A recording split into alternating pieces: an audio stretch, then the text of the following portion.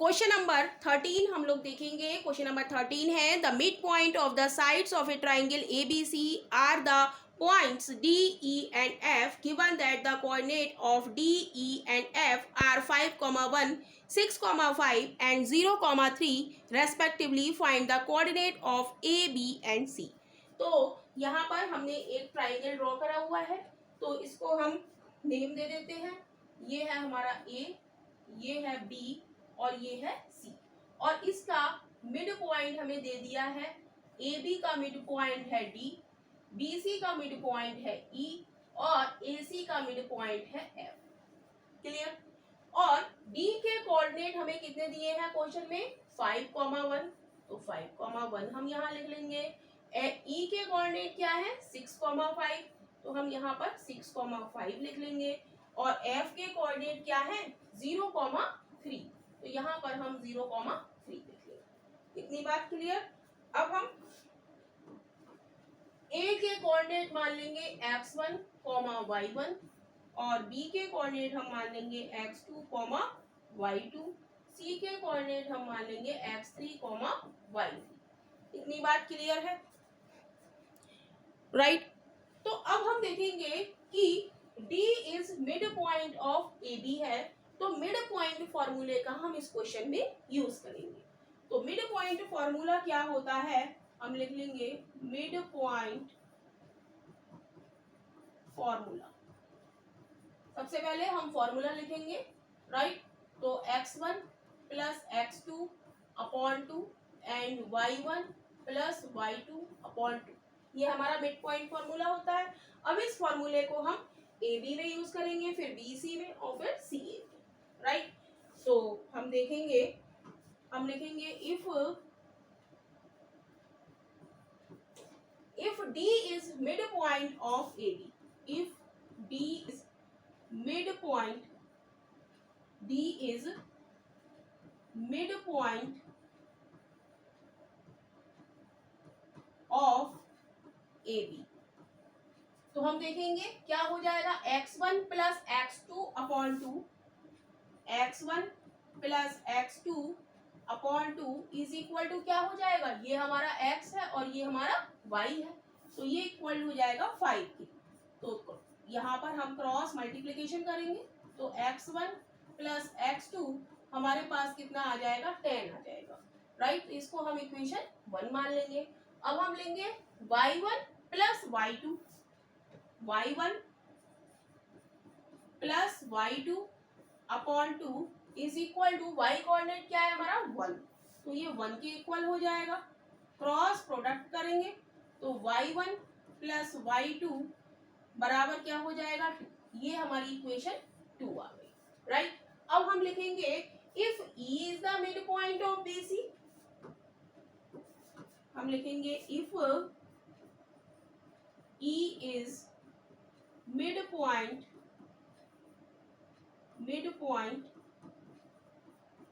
of BC।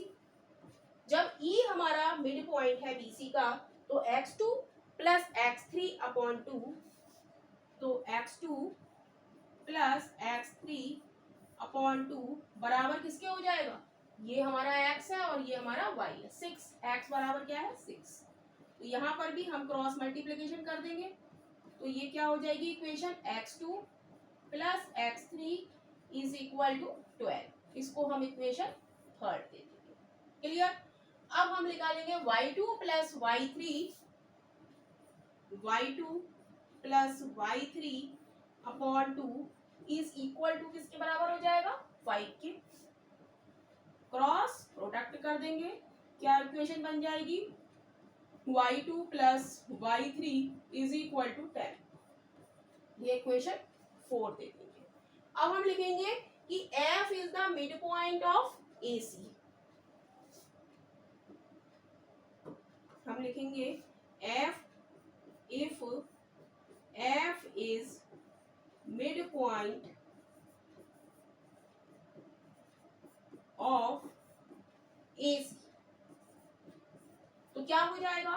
x1 plus x3 upon 2, x1 plus x3 upon 2 is equal to, यहाँ पर x coordinate क्या है हमारा 0 और y क्या है 3, तो ये बराबर क्या हो जाएगा 0 हो जाएगा। तो यहाँ से इक्वेशन क्या बनेगी x1 plus x3 is equal to 0। इस इक्वेशन को हम 5 इक्वेशन मान लेंगे। अब y की क्या बनेगी y1 plus y3, y1 plus y3 upon 2 is equal to y coordinate हमारा क्या है 3, तो क्रॉस मल्टीप्लीकेशन करेंगे तो यहाँ से इक्वेशन हमारी आ जाएगी y1 plus y3 is equal to 6। तो ये हमारी इक्वेशन क्या आ गई, इक्वेशन 6 आ गई, राइट। तो यहाँ पर हम एक लाइन ड्रॉ कर देंगे ऐसे, राइट। और यहाँ पर हम सॉल्व करेंगे, हम लिखेंगे एडिंग, पेन चेंज कर लेते हैं, हम लिखेंगे एडिंग इक्वेशन, जो x वाली इक्वेशन है उनको हम अलग सॉल्व करेंगे और y वाली अलग। x वाली हमारी ये है, एक हमारी 3 है और एक हमारी 5 है।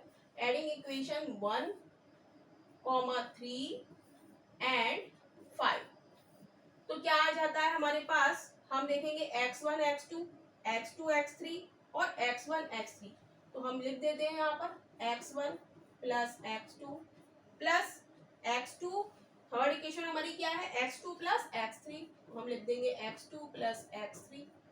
फिफ्थ इक्वेशन हमारी क्या है x1 plus x3, x1 plus x3।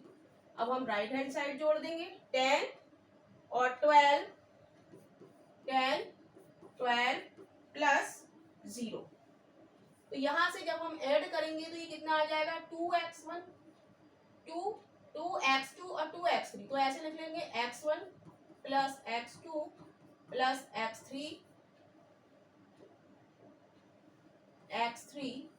Is equal to कितना हो जाएगा 22, 2 से कट करेंगे तो ये हो जाएगा 11, यानी कि x1 plus x2 plus x3 बराबर क्या हो गया 11 हो गया, राइट।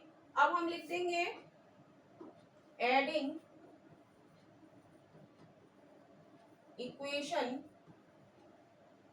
2, 4 एंड 6, 2, 4 एंड 6, तो 2, 4, 6 हम जोड़ेंगे तो क्या आएगा y1 plus y2 plus y2 plus y3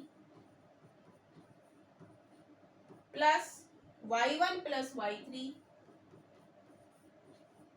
अब राइट हैंड साइड जोड़ेंगे 2 प्लस 10 प्लस 6, 2 प्लस 10 प्लस 6, तो ये क्या हो जाएगा हम देखेंगे y1 plus y1 2y1, y2 plus y2 2y2, y3 plus y3 2y3, तो इसको हम ऐसे लिख लें 2y1 plus y2 plus y3, और इसको ऐड करेंगे 10 और 6 16, 16 में 2 ऐड करेंगे तो क्या हो गया 18, 2 से कट करेंगे तो y1 plus y2 plus y3 बराबर कितना आ गया 9 आ गया। तो इस इक्वेशन को हम इक्वेशन 7 दे देंगे और इस इक्वेशन को हम इक्वेशन 8 दे देंगे, राइट। अब इन दोनों इक्वेशन के से हम x1 x2 x3 और y1 y2 y3 की वैल्यू निकालेंगे। अब y1 की निकाल लेते हैं, y1 प्लस y2 देखेंगे किस में आया है, y1 प्लस y2 2 आया है, इसकी जगह हमने 2 लिख लिया। अभी पहले इसको हम बॉक्स में बंद कर देते हैं, राइट, जिससे कि ये हाईलाइट रहे इक्वेशन, एक ये और एक हमारी इक्वेशन ये आई है, राइट। तो इस इक्वेशन में हम लिखेंगे y1 plus y2 plus y3 is equal to 9 है, तो y1 और y2 की जगह हम क्या लिख सकते हैं 2 लिख सकते हैं, plus y3 is equal to 9, तो y3 बराबर क्या हो जाएगा 9 माइनस 2 यानी कि 7, 9 माइनस 2 यानी कि y3 बराबर क्या हो गया 7 हो गया, राइट। तो y3 जहां आया है वहां पर हम 7 लिख देंगे, राइट। और अब हम देखेंगे y2 प्लस y3 हमें क्या दिया है 10, तो यहाँ से y1 निकल आएगा, तो y1 पेन चेंज कर लेते हैं। y1 क्या इक्वेशन है, y1 plus y2 plus y3 is equal to 9 है। तो y2 y3 की वैल्यू हम क्या रख लें, 10 रख लें।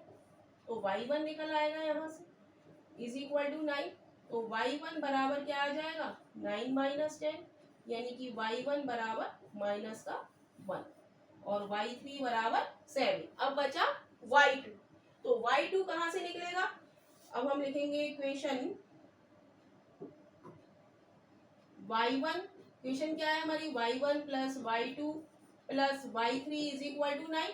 अब यहाँ पर y1 और y3 की वैल्यू क्या है, 6 है। तो 6 plus y2 is equal to 9। तो y2 की वैल्यू क्या हो जाएगी, 9 माइनस 6। y2 की वैल्यू क्या हो जाएगी, 9 माइनस 6। तो y2 बराबर क्या हो जाएगा हमारा 3 हो जाएगा, राइट। तो ये हमारे y1 y2 y3 निकल आए। अब हम x1 x2 x3 की वैल्यू निकालेंगे।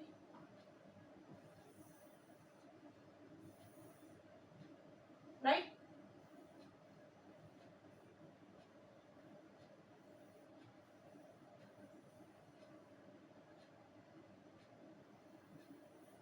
यहाँ पर निकाल लेते हैं। राइट, निकाल ले, क्लियर है, या अगले पेज पे करें, यहाँ पे करेंगे तो आसानी रहेगी आप लोगों को देखने में वैल्यू। राइट, तो पेन ले लेते हैं हम। तो x1 plus x2 plus x3 बराबर क्या है, 11 है। तो x1 प्लस x2 हमारे पास क्या है, 10 है। तो इसकी वैल्यू हम क्या लगा देंगे, 10 plus x3 is equal to 11।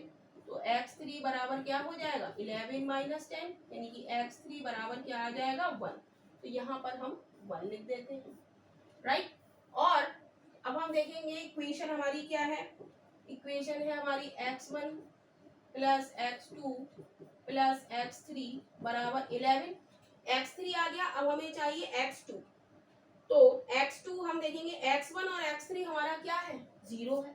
x1 और x3 हमारा क्या है, 0 plus x2 is equal to 11। तो x2 बराबर क्या आ गया, 11 आ गया। राइट, तीसरा हम देखेंगे, तीसरा क्या हो जाएगा, इक्वेशन लिखेंगे हमारी क्या है, x1 plus x2 plus x3 is equal to 11। अब हमें चाहिए क्या, x1, x1 हमें चाहिए, तो हम लिखेंगे x2 प्लस x3 बराबर क्या है, 12।